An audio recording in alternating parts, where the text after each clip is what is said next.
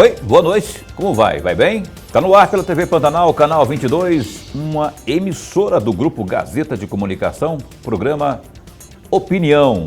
Não é de ver que já chegamos em fevereiro. Fevereiro sem carnaval, graças a Deus, não é? Ah, Paulo, você não gosta de carnaval?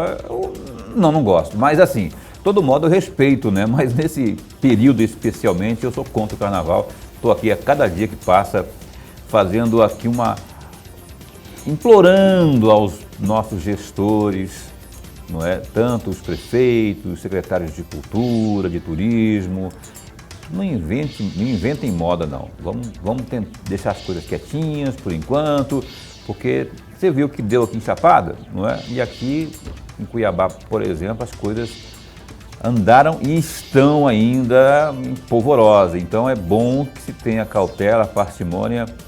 Enfim, fevereiro chegou e a gente está aqui a postos para mais um programa. A gente que eu falo, Lorenberg, eu, você, principalmente nosso telespectador. E hoje, na abertura do mês, nós recebemos aqui o deputado estadual Gilmar Dal Bosco, que você vê aí já na sua tela, ó, é do Democratas, não é? Daqui a pouco vai ser do União Brasil, eu não sei quem que vai mandar nesse partido, porque tem tanta gente aí, do PSL, do DEM, enfim.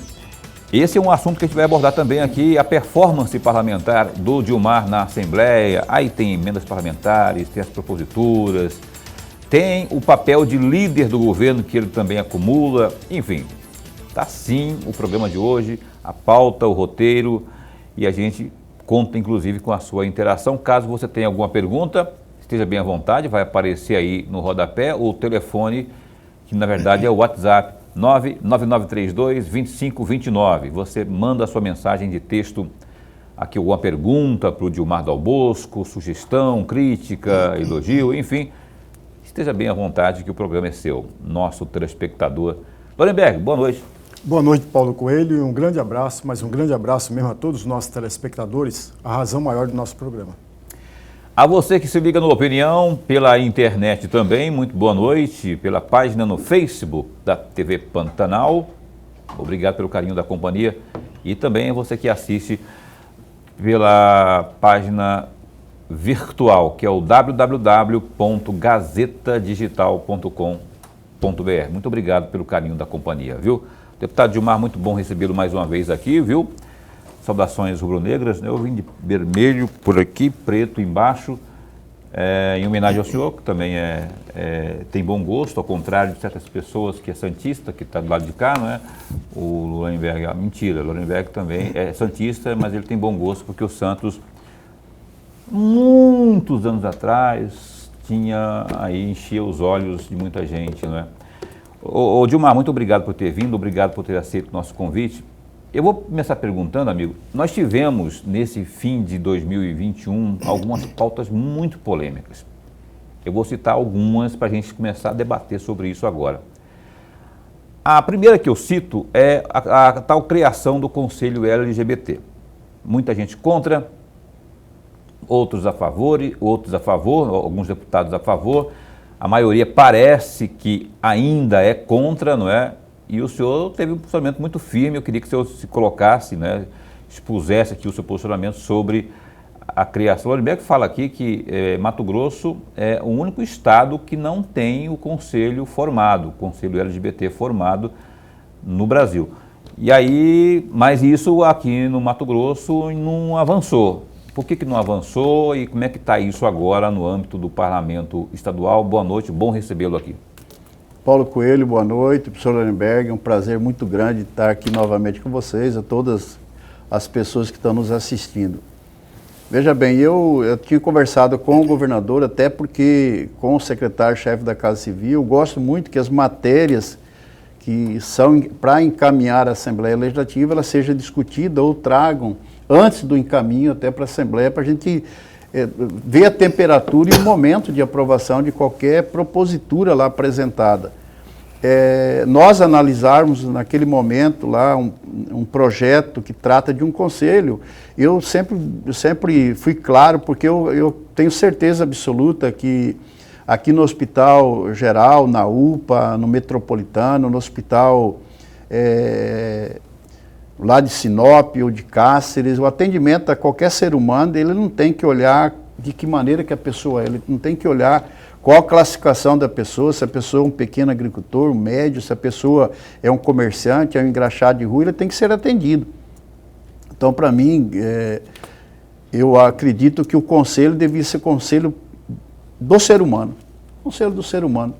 Mas não que nada contra que o projeto do Conselho LGBT fosse discutido. Eu só tinha pedido à Casa Civil, ao próprio governador, quando já tinha entrado o projeto na Assembleia Legislativa, que nós tínhamos pautas a serem discutidas e não era momento de nós trazermos esta pauta à discussão. Eu pedi para segurar o projeto para que a gente pudesse, então, início desse ano, estar debatendo aí de que maneira que poderia ser analisada no parlamento. Eu falei ao governador que eu estava com dificuldade até dos votos necessários para a aprovação do projeto.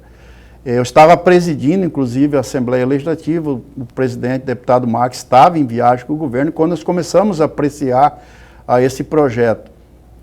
E não teve voto suficiente, isso já estava praticamente notório ali no momento de apreciação desse projeto. Eu pedi até a alguns colegas deputados que deixassem ele em stand-by, que nós analisássemos após os projetos que nós tínhamos lá, que tinha um projeto com muita discussão, plenário cheio, tratando de uma lei que estava aí de um perímetro aí do nosso rio Cuiabá, aí, da questão da pesca esportiva, da proibição da pesca, que já vinha o período de defesa, e nós tínhamos também um projeto da questão da vacina, ou não, de ter ou não o passaporte obrigatório, é uma grande discussão. Nós estávamos lá mudando, tinha 3 alterações no PPA que tinham que ser discutido, debatido dentro da Assembleia Legislativa.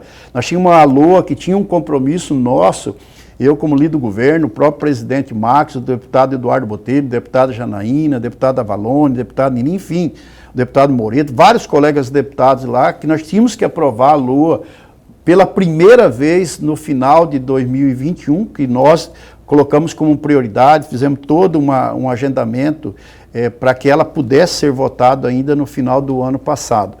E por isso que esse projeto eu pedi que ele fosse aguardado, mas muita insistência. E aí nós colocamos apreciação, colocou em pauta e não teve voto suficiente para aprovação e foi para arquivo. Eu falei ao governador que nós temos secretaria, nós temos já, que pode ser feito por decreto também a criação. Não precisaria ser por lei específica. Mas aí, se assim for que o governo faça uma análise, vai ter que mandar outro projeto. Não tem outra situação para nós hoje, não tem como reabrir aquele projeto, é um projeto novo para ser debatido, se assim for entendido. Mas pode mandar um outro projeto? Porque esse acabou de ser arquivado, aí senão pode virar um vício, né? Ó, foi arquivado, manda o outro. Aí muda alguma guardação, manda outro. Aí pode isso? Pode, não, ele pode. Nós terminamos o ano de 2021, ele só não pode ser a mesma inscrição total. Ele pode ter alterações e ser encaminhado para a Assembleia Legislativa sem problema nenhum. Eu só vejo que nós não estamos aptos a ser analisado este projeto. Eu vejo que nós temos muitas matérias, nada contra, mas lá foi muito bem posicionado por vários colegas deputados que são contra a aprovação desse projeto. Então, eu acho que um debate, quando você começa a fazer projeto que você classifica de forma diferente um outro ser humano de atendimento de outro, você está fazendo qualquer discriminação. Discriminação.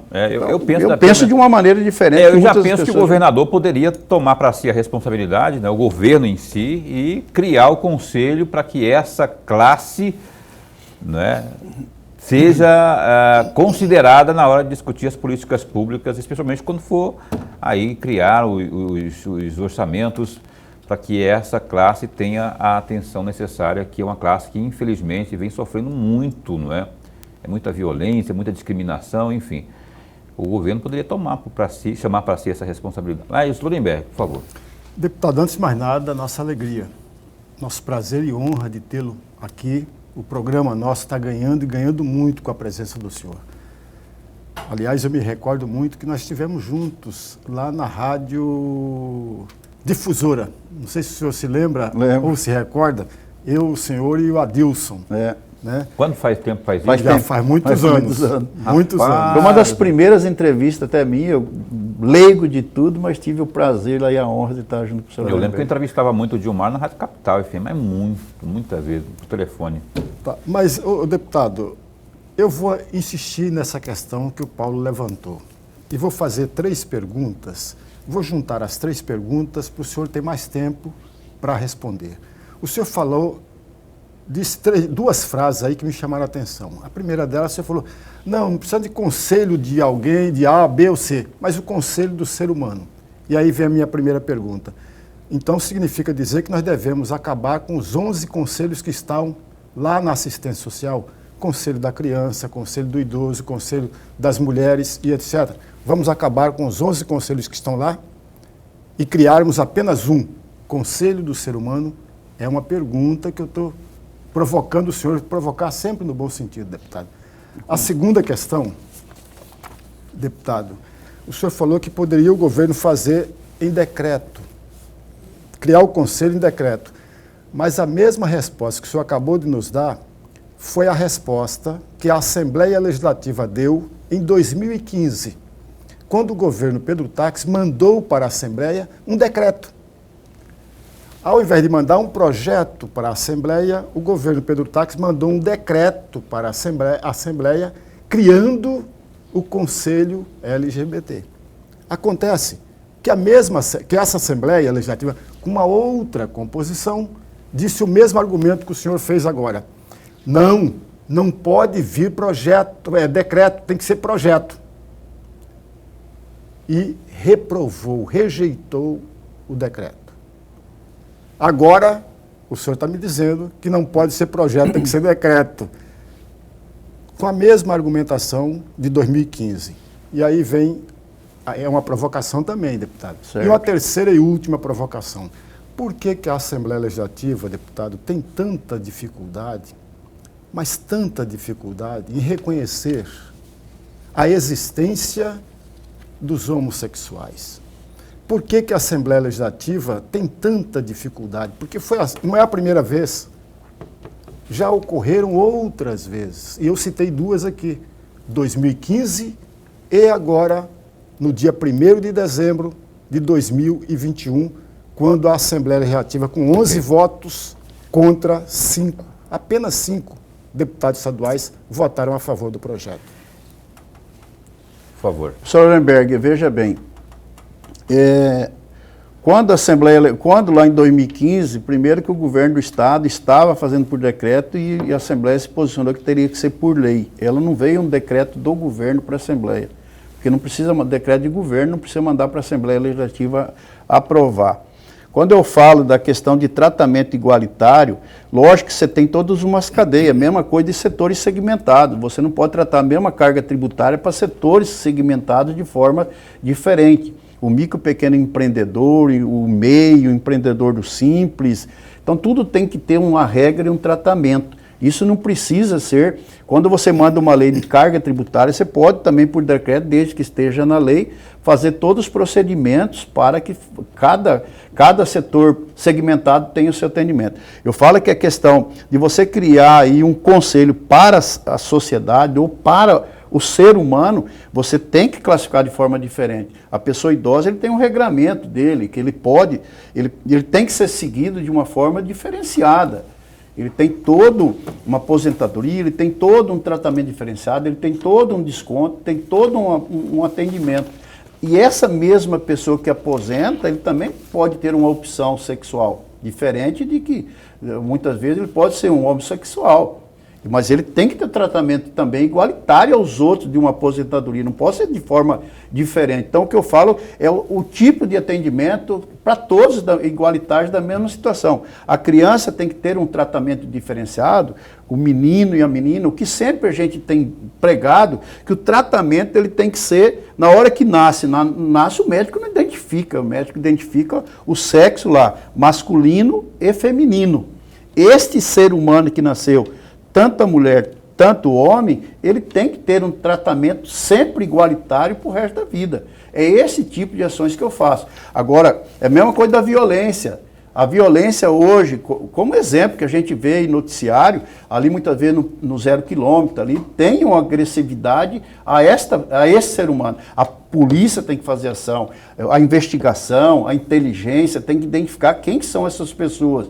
Como a gente vê muitas vezes num ponto de ônibus, uma pessoa que está lá, um morador de rua sendo agredido, que já passou em várias televisões, o indígena sendo agredido porque é índio ou é indígena, a pessoa, um alcoólatra que está no momento de dificuldade sendo agredido porque está naquele momento vulnerável. Esse tipo de atendimento tem que ser diferenciado. Não que tem que ter uma lei específica, olha, nós vamos tratar diferente. A ação social, tanto do governo como da prefeitura, ela tem que classificar nos seus atendimentos a pessoa que está mais vulnerável. Então, essa pessoa vulnerável que nós temos que trazer para dentro. Nós temos que inserir ela numa atenção diferenciada. Nada contra.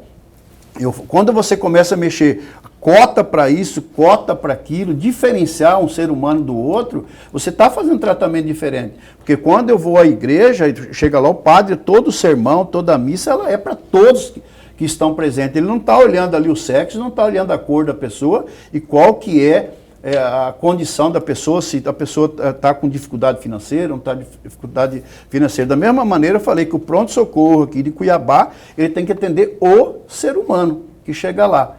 Todos igualitários. Então, não é que a Assembleia lá em 2015, ela não aprovou um decreto. Primeiro que o decreto de governo, ele não vai para o parlamento. Esta lei veio, eu falo que pode criar todo um regramento lá na Secretaria de Ação Social, de forma de atendimento para essas pessoas que estão sendo vulneráveis no seu atendimento. A Secretaria de Cultura, da mesma maneira, pode fazer atendimento de forma diferenciada, porque nós podemos, dentro da Secretaria de Cultura, atender hoje um centro de tradições gaúchas, exemplo, num formato de atendimento, Centro de Tradições Nordestinas, num formato de atendimento, festival, o Siriri, de um formato diferente. Então, tudo tem uma maneira de você fazer os atendimentos diferentes nas mesmas classes. O que eu estou me referindo é que o ser humano tem que ser tratado igualitário. Todos nós somos da família. Como foi mães lá falando, olha, mas vocês não estão percebendo que as pessoas que têm essa tendência estão sendo agredidas. Bom, é a investigação policial. Nós temos que tratar, então aumentou a criminalidade nessa atividade, como agora com a pandemia, nós vimos números que aumentou aí a criminalidade, que aumentou aí muitas vezes a agressão às mulheres. Então nós temos que fazer ação para isso. O que eu me refiro, professor Lemberg, é desta maneira. Então, nesses 2 momentos aí que eu respondi, ou 3 que eu consegui responder, é nesse sentido que a Assembleia pensou. Então, a Assembleia fez uma análise criteriosa e falei ao governo, não era o momento de mandar para a Assembleia pelas discussões que nós estávamos.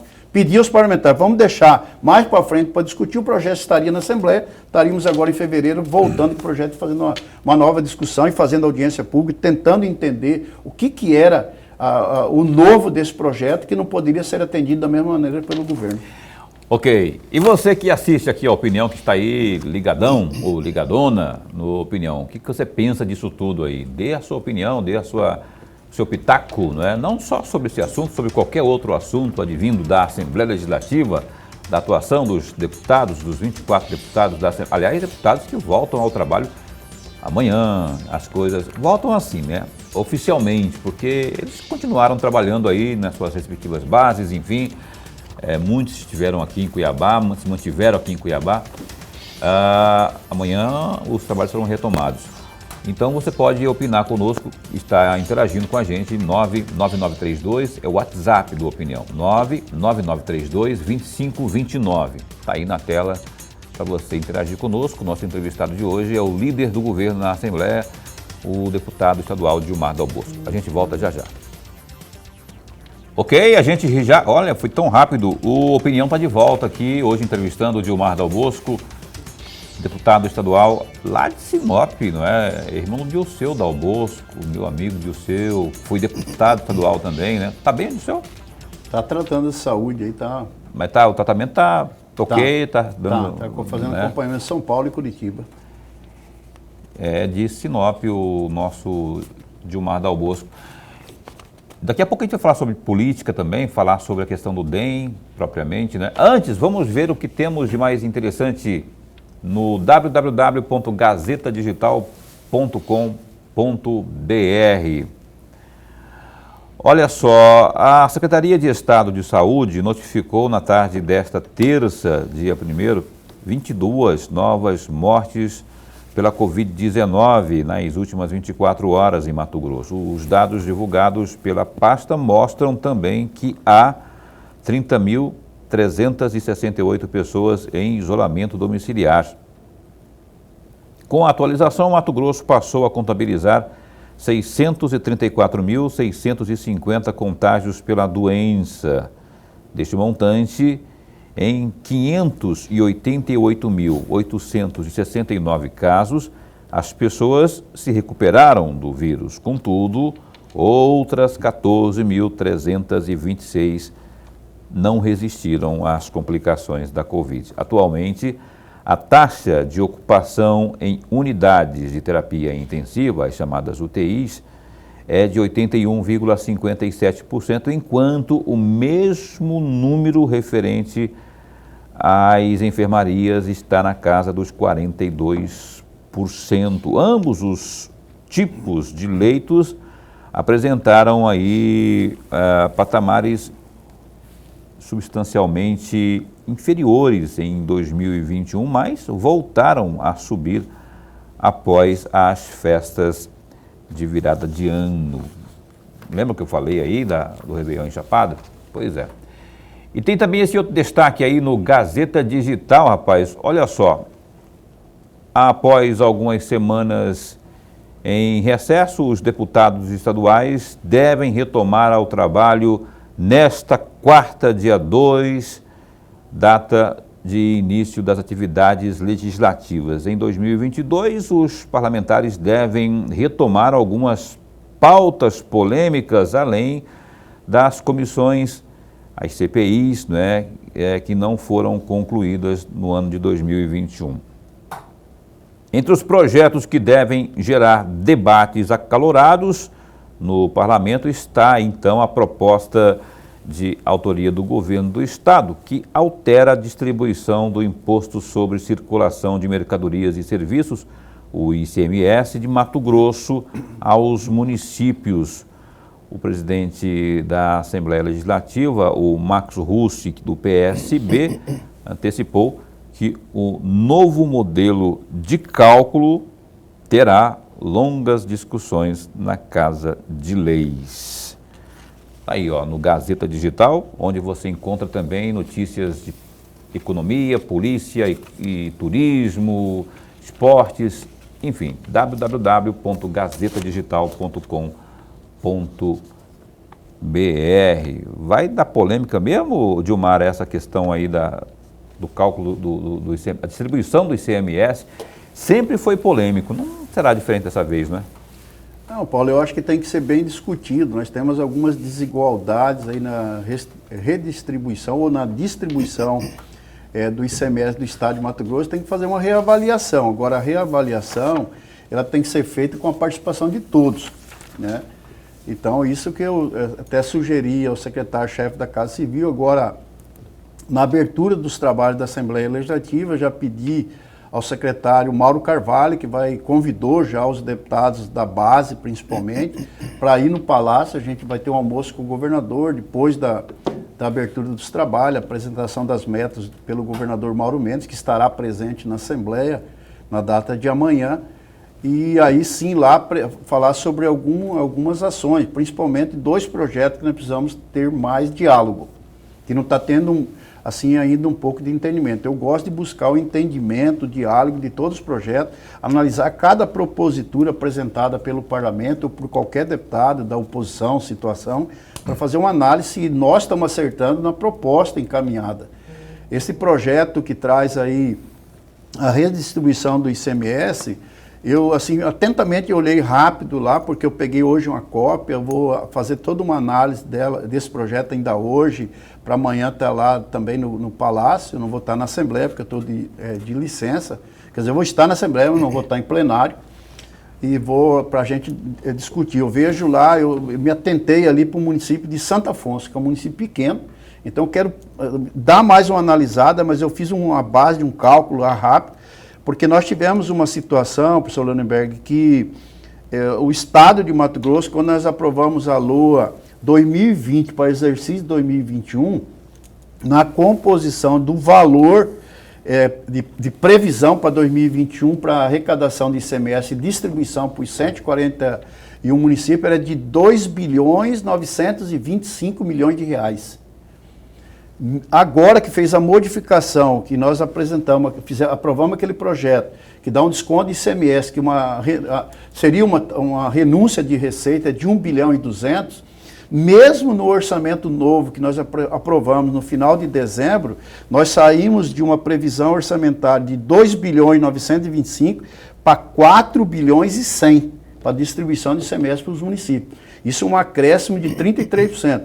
Então, a base que eu vi lá, ela estava em 2028. Então, eu vou pedir para a minha assessoria para pegar a base, que era previsão de 2021, para a gente colocar 2022, e aí 2023 e até 2027, que é essa alteração. Mas eu me atentei para o município de Santo Afonso, que ele estaria no 2022 de 8 milhões e 700, que seria a parte de repasse para o município de Santo Afonso. Espero não estar errando. 2023 ele vinha para 7 milhões e 700 e ali em 2027 de 5.600. Quer dizer, então ele não teria uma lógica, porque é um município pequeno. Então, mas aí nós vamos se basear também em alguns municípios para discutir, para ver onde que saíram esses números, como que chegaram nesses números, qual que é a avaliação realmente, se é por índice de melhoria na educação, índice de melhoria na saúde. Mas nós temos que também ver a condição do município, o IDH do município. Então vai ser bastante discutido realmente esse projeto. Você falou que são dois projetos, você falou que em especial, um é esse da redistribuição do ICMS, o outro? O outro é o projeto de saneamento. Projeto de saneamento que quando o governo do estado mandou para a Assembleia Legislativa, ele estava dividindo para não é nem uma concessão, ela vai ser na Bolsa de Valores, o interesse de empresas para estarem entrando para essas concessões de saneamento no estado de Mato Grosso, municípios que não tem, e o município adere se quiser também. Estava para 15 regiões, nós achamos que não era viável, é inviável. Você pegar municípios como, vamos pôr um exemplo assim, por número de habitantes, pegava lá São Félix do Araguaia, Luciara, Porto Alegre do Norte, Santa Terezinha, digamos, pegar 6 municípios com 30 mil habitantes.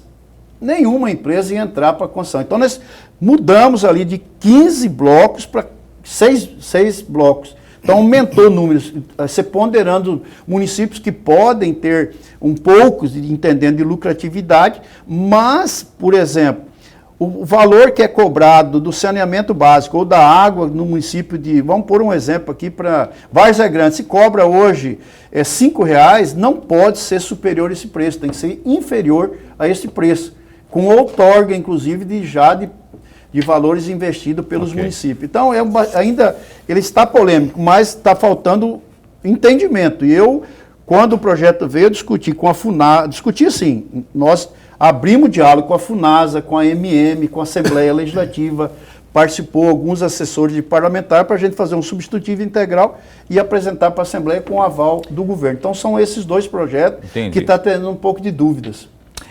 A propósito, o superintendente da FUNASA, Francisco Silva Lima, ou é Lima Silva? Silva Lima, ele vai estar conosco aqui na quinta-feira.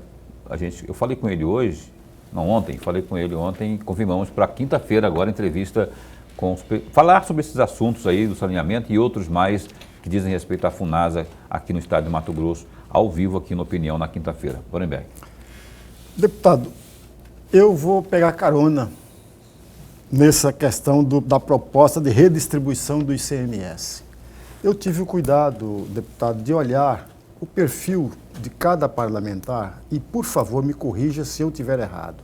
Eu não vi, dentro dos 24 parlamentares, nenhum tributarista, nenhum economista da área específica do projeto. Isso significa dizer que os deputados terão muita dificuldade, mas muita dificuldade, de discutir o projeto. E aí são provocações que eu estou fazendo ao senhor. Não seria mais correto a Assembleia Legislativa ter um calendário de convidar especialistas estudiosos na matéria, uma vez que na Assembleia não tem, convidar estudiosos para explicar cada ponto do projeto para os deputados, 3, 4, 5 ou quantos especialistas for preciso, em especial tributarista. Feito essa primeira etapa, deputado, não seria também correto, após esse calendário com os estudiosos, um calendário específico para ouvir os 141 prefeitos do estado de Mato Grosso, não juntos, mas individualmente, ouvi-los paulatinamente, porque a reclamação, só que eu estava contando, de acordo com a imprensa, de uma maneira geral, são mais de 100 prefeitos descontentes com relação a esta redistribuição de ICMS.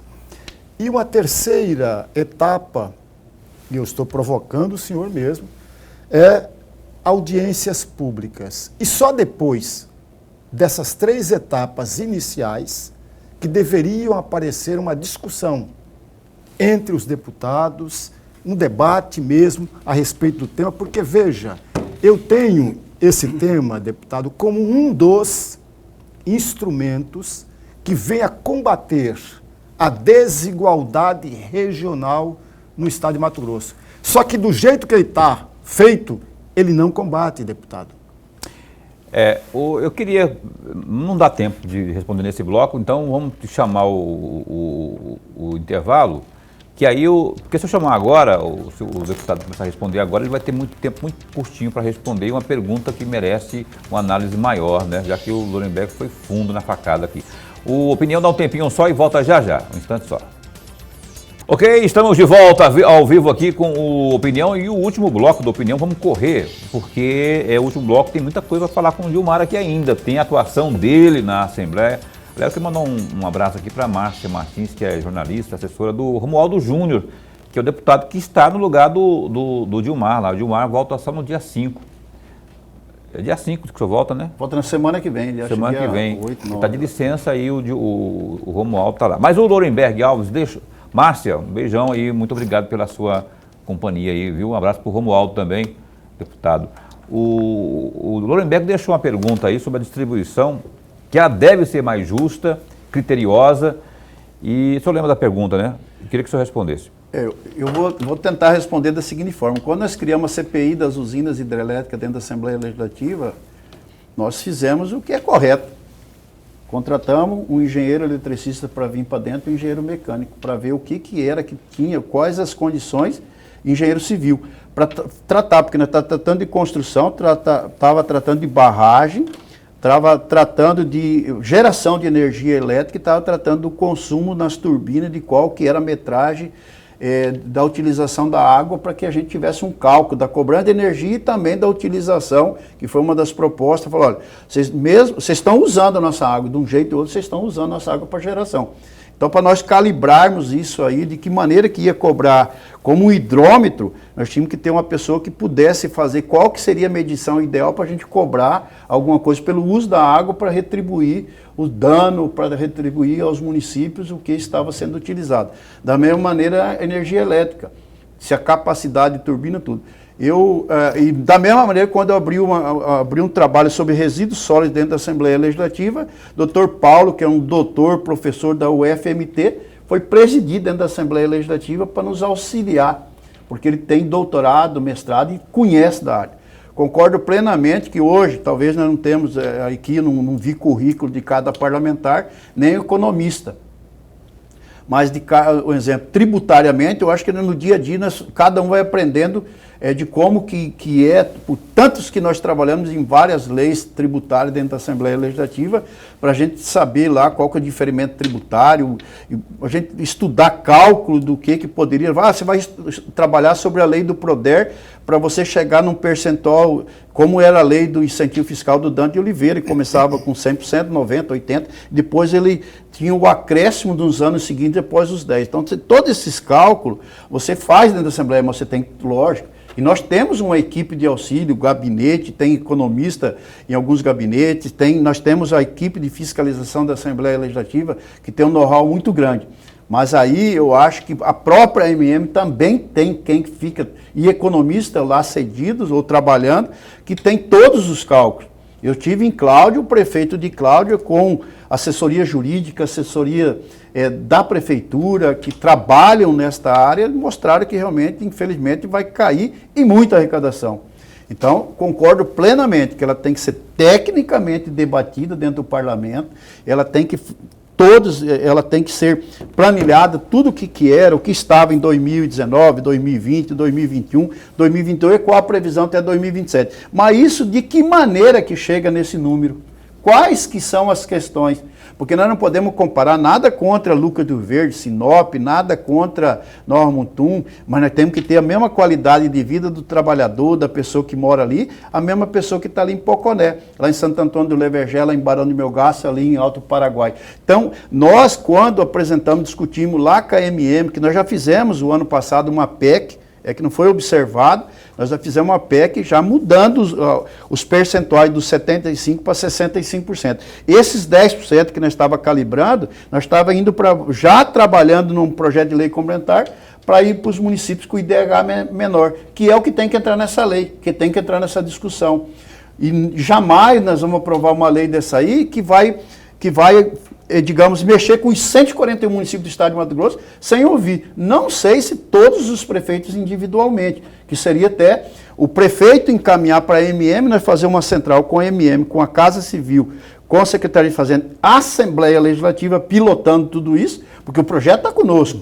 A decisão agora é da Assembleia Legislativa. Então quem tem que ser o autor ali, que tem que ser o mentor de todas as informações agora é a Assembleia Legislativa. Okay.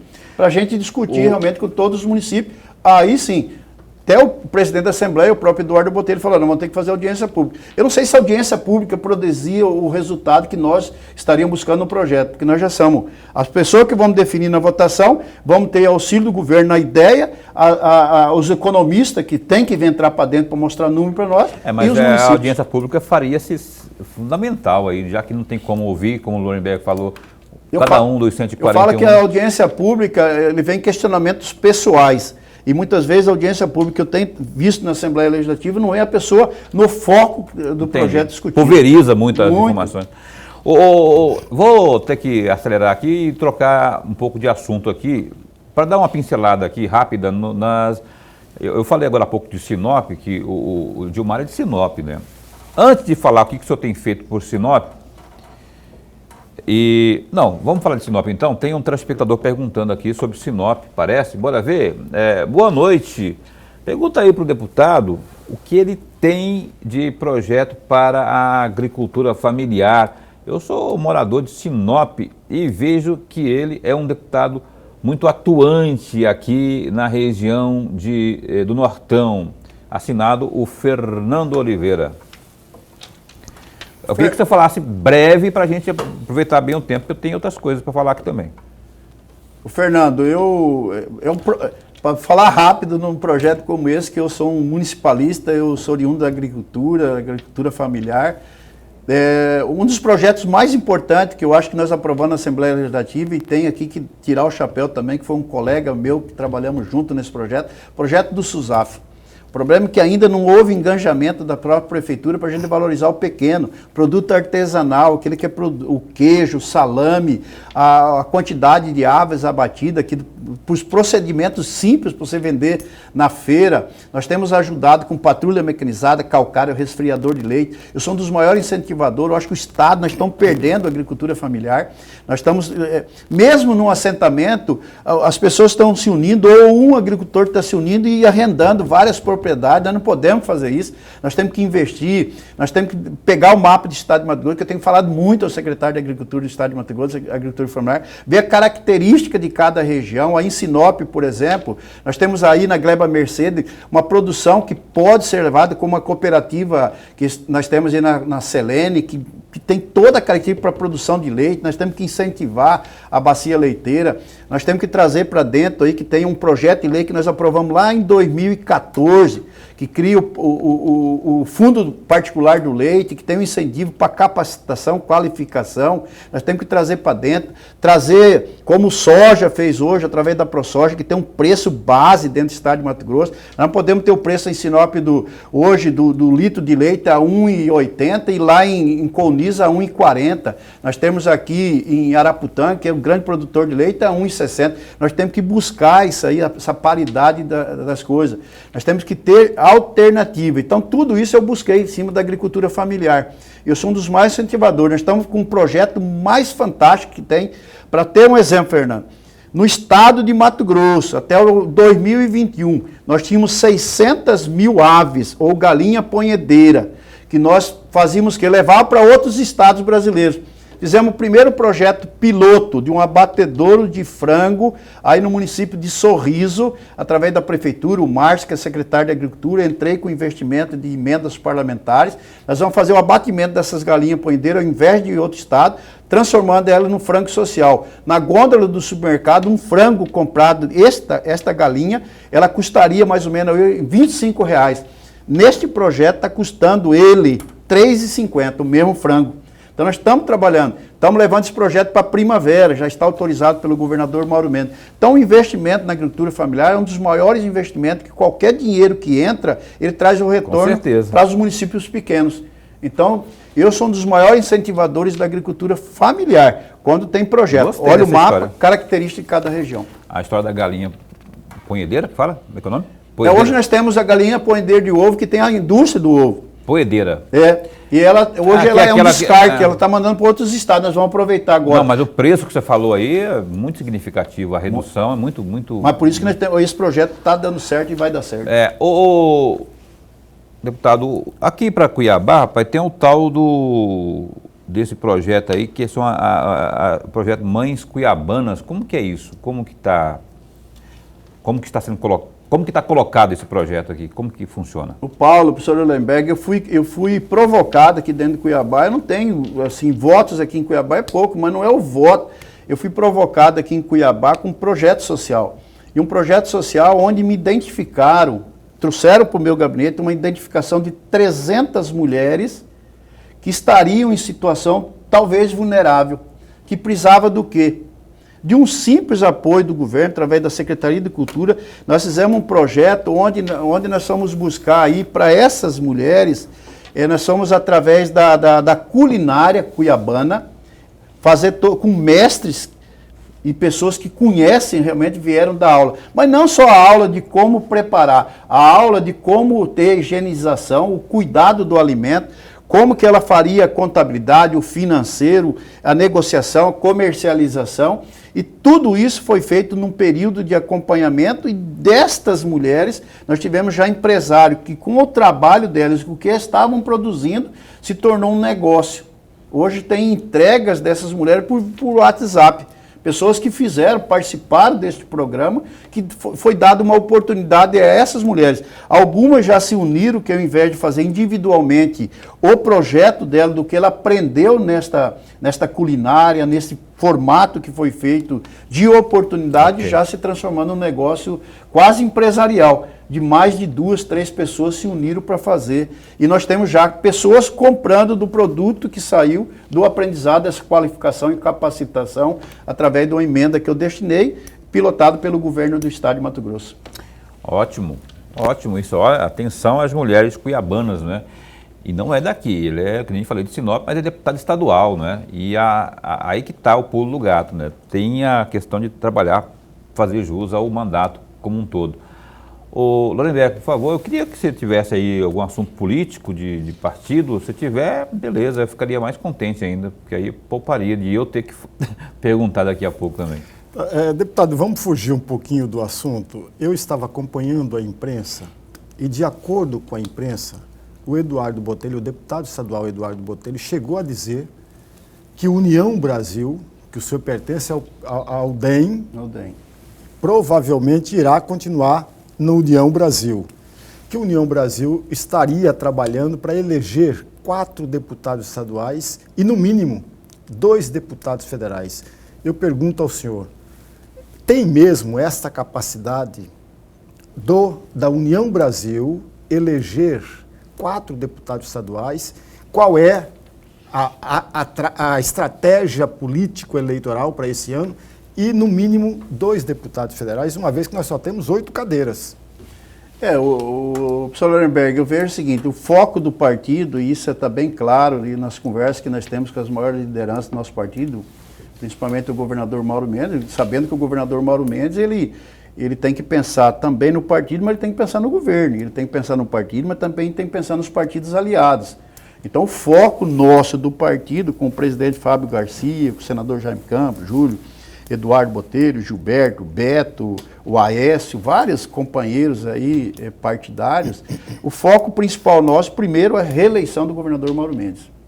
É o convencimento, isso é uma coisa pessoal, mas nós estamos aí tentando e conversando muito para que ele vá à reeleição. Então nós temos 3 projetos. Primeiro, ele está resistente a essa questão da reeleição? Não, ele analisa muito com a família. Lógico que uma dedicação ao governo é um afastamento também do familiar. Mesma coisa de nós, deputados. Você também fica afastado um pouco. Eu sou de Sinop e tem base aqui. Então eu moro 2 dias, 3 dias aqui, moro também 3 dias, 4 dias em Sinop. Esse é o primeiro foco na reeleição do governador Mauro Mendes. O outro foco é as nossas candidaturas a deputados federais. Nós estamos aí conversando, ontem teve uma conversa boa aí com o Antônio Bozar, filho do ex-deputado Bozar, para que possa compor o nosso partido também para concorrer a deputado federal. Nós temos o Fábio Garcia, que vem aí para deputado federal, o Aécio, que vem a deputado federal. Nós temos candidatura do Wagner Ramos a deputado federal. Então nós temos aí hoje uma composição de candidatos a deputados federais acima do que precisava, né? Precisava de 8 mais 1, 9. Nós já temos com 11 pessoas predispostas, e tudo candidatos bons de votos para deputado federal. Por isso tem uma possibilidade, sim, de fazer 2 cadeiras para deputado federal. É uma luta, vamos trabalhar, é questão de você unir também. Deputados estaduais hoje, nós também mapeamos o estado de Mato Grosso, sentamos no mapa, fomos definindo candidaturas. No Araguaia nós temos 3 candidaturas, temos em Chavantina, temos em Confresa, temos em Água Boa. Nós temos ali em Barra do Garças, temos em Juara, Juína, temos em Sinop 2 candidaturas. Nós temos em Peixoto de Azevedo, temos lá em Colíder, aqui em Cuiabá, um exemplo aí, o Gilberto, o Eduardo Botelho, o Júlio Campos, Beto 2-1. Estamos conversando com a Michele, também tem essa conversa, como também nós estamos conversando com outras pessoas que possam vir. Então nós temos várias candidaturas boas a deputados estaduais, várias candidaturas boas a deputado federal. A sua pretensão é reeleição? A sua pretensão? Eu falei no partido que a intenção é ir à reeleição a deputado estadual. Gilmar Dalbosco, gostaria muito de conversar mais e mais aqui, que tem muito assunto aqui. Mas não tem tempo, tem horário de rede para cumprir. Eu agradeço demais ao líder do governo na Assembleia, deputado estadual Gilmar Dalbosco, por estar conosco aqui em mais na verdade foi mais do que uma convocação, né? Foi uma... Enfim, o senhor veio, obrigado por ter vindo. Esse espaço está sempre a postos para bem informar. Bom ano para o senhor. Paulo Coelho, muito obrigado, professor Lorenberg, muito obrigado por essa oportunidade. Quando eu venho aqui, eu vejo o professor Lorenberg, fico feliz, porque eu gosto das perguntas dele, ele é muito atuante, é uma pessoa que eu tenho muita admiração. E você, Paulo, um grande amigo, muito obrigado por essa oportunidade, espero que Deus retribua o carinho e o respeito sempre por mim. Abraço, igualmente, idem e assim seja. E o Juninho Power, meu amigo Juninho também, assessor do Gilmar, obrigado, viu, pela força aí, pela amizade também, o meu amigo Júnior. E Lorenberg, a gente se encontra amanhã, não é?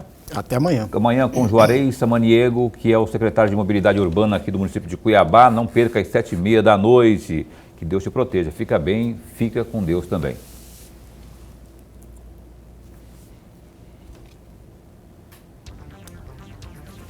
Bom papo, uma boa conversa. E o